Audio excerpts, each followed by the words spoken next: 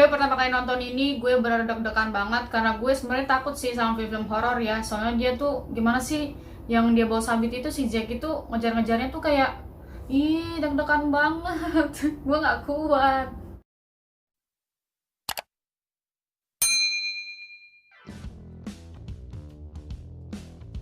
Halo guys, balik lagi sama gue Juju. Kemarin kan gue bikin konten tentang game Ludo King. Sekarang gue balik lagi untuk membahas top 5 anime. Gak bosan aja gitu, pengen bahas anime terus. Tapi sebelum kita masuk ke pembahasan, gue ingetin lagi ya, jangan lupa untuk di subscribe, di like, dan di share juga ke teman-teman kalian. Biar kalian tidak ketinggalan info-info penting tentang anime. Pokoknya mesti stay tune terus. Oke, kita lanjut aja ya. Yang pertama itu adalah Mao Gakuin no Kigosa. Ini film masih fresh banget dan dia memiliki genre fantasi magic school. Untuk durasinya sama seperti yang tadi gue bilang, dia masih fresh, jadi dia masih ongoing ya.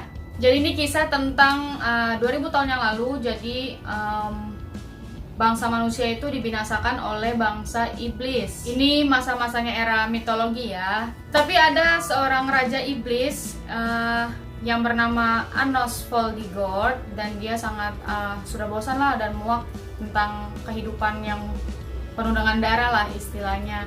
Dan dia meminta untuk dibunuh, dan dia pun ingin bereinkarnasi lagi 2000 tahun yang akan datang. Dia ingin bereinkarnasi pada 2000 tahun yang akan datang karena dia ingin merasakan kedamaian yang telah dibuat oleh para keturunannya. Ternyata keturunannya semakin lemah. Dia pun memasuki Akademi Deus Gate dan melatih teman-temannya yang merupakan keturunannya. Gue tuh kadang bingung mengatur kata-katanya itu kayak gimana. Pokoknya ini film juga bagus ya, jadi gue rekomendasikan juga buat kalian, jadi jangan lupa ditonton. Oke, lanjut yang kedua itu ada film Love is Hard for Otaku. Film ini memiliki genre komedi romance, tapi memang ini film lucu banget kalau menurut gue ya. Dan film ini memiliki durasi satu seasonnya itu 11 episode, dan gue dengar-dengar season 2-nya bakal ada. Oke, jadi film ini tuh berceritakan tentang seorang pekerja, yaitu si Hirotaka, Momose, dan dua teman lainnya yang sepasang juga ya.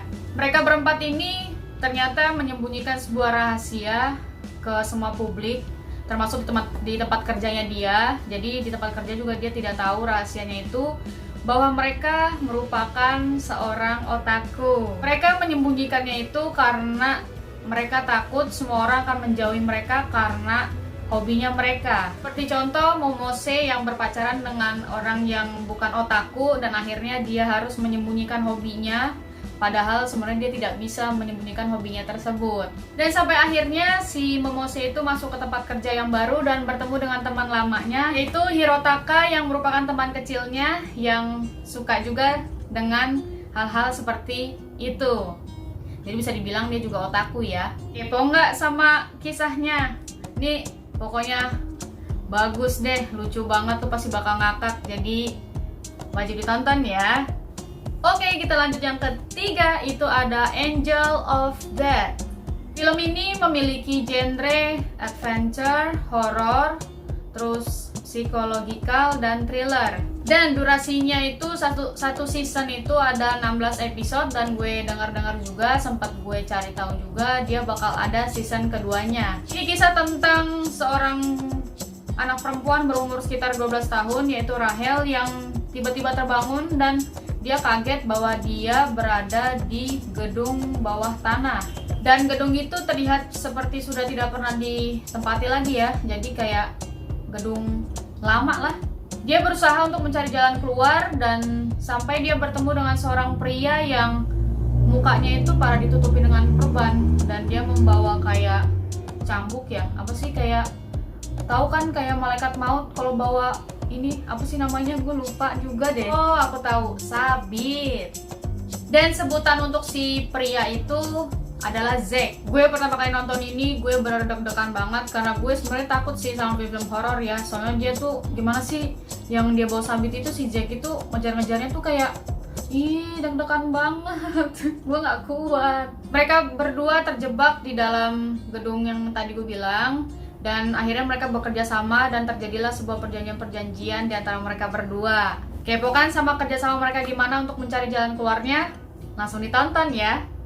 Oke, kita lanjut yang keempat. Itu ada Fugo KG Balance Unlimited. Ini film yang bikin gue deg-degan banget ya, karena tiap episode tuh pasti ada rincian pengeluarannya dia, rincian pengeluaran uangnya. Film ini memiliki genre misteri, action juga ada, dan menurut gue juga komedinya juga ada. Dan ini juga filmnya masih fresh banget, jadi masih ongoing ya. Ini kisah tentang seorang laki-laki yang bernama Daisuke, dan dia masuk ke dalam kepolisian dan dia ditugaskan dalam tugas pencegahan kejahatan modern. Dan Daisuke ini merupakan orang yang sangat kaya ya, bisa dibilang dia itu adalah miliarder dan asetnya itu luar biasa banyaknya. Karena kekayaannya inilah, jadi dia berpikir apapun itu bisa dilakukan dan bisa didapatkan dengan uang. Jadi kalau misalkan dia ada kasus, terus dia memecahkan kasus tersebut atau ingin menangkap penjahatnya, dia tuh serba pakai duit. Entah dia pakai apa, kayak alat-alat canggih kayak gitu, atau mungkin kalau misalkan ada kerusakan di jalan, dia yang ganti rugi, pasti dia bilang langsung ganti 2 kali lipat. Astaga, gimana nggak meleleh ini ya cewek-cewek ngeliatnya. Sampai akhirnya dia bertemu dengan Haru yang sangat menjunjung tinggi keadilan dan tidak memikirkan bahwa uang itu bisa menyelesaikan segalanya. Pokoknya dialog antara mereka berdua itu benar-benar sangat seru ya.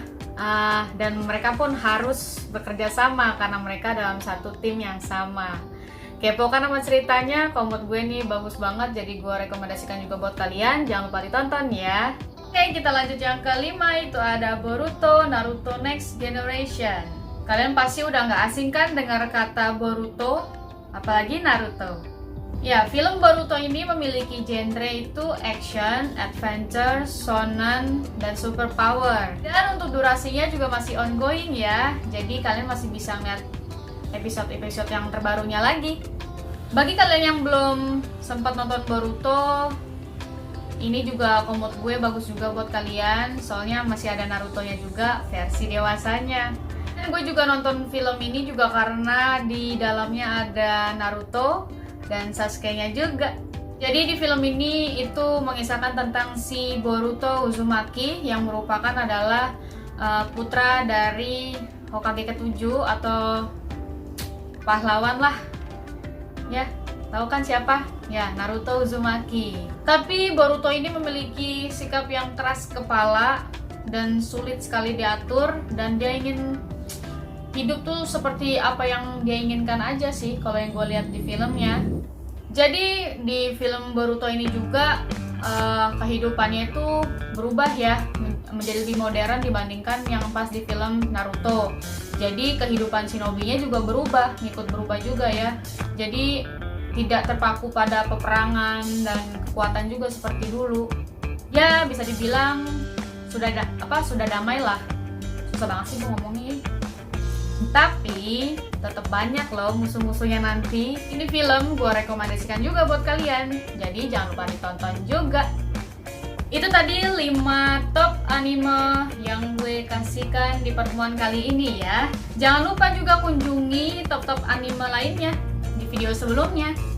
Semoga kalian terhibur dan dapat pencerahan mau nonton film apa dari semua anime. Diingetin lagi, jangan lupa untuk di-subscribe, di-like, dan di-share juga sama teman-teman kalian. Oke deh kalau begitu, terima kasih telah menonton. Thank you for watching. Bye-bye.